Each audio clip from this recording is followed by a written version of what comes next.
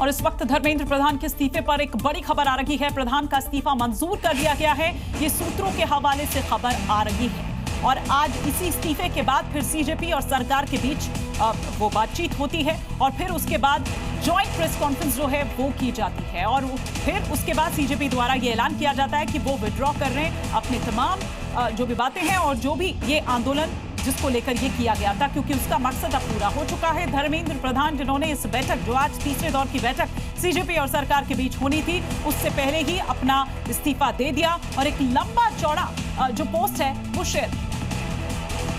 और अब बात उत्तर प्रदेश की राजधानी लखनऊ की, जहां एक गांव में धर्मांतरण के खिलाफ पुलिस ने बड़ी कार्रवाई की और छांगुर गैंग की तरह दबाव बनाकर धर्मांतरण करवाने वाले एक गिरोह का पर्दाफाश कर दिया। इस दौरान पुलिस ने पादरी और 4 महिलाओं समेत 7 आरोपियों को गिरफ्तार कर लिया,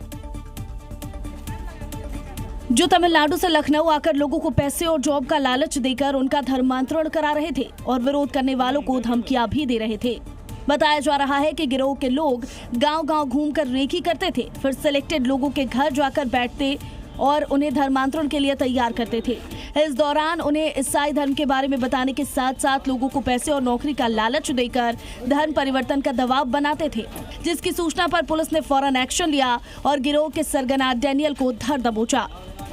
एक कॉलर के द्वारा सूचना दिया गया है कि लगभग 7 लोग एक बोलेरो गाड़ी में आके धमकाते हुए और तरह तरह की लालच देते हुए ईसाई की धर्म परिवर्तन करने के लिए कोशिश करते हैं।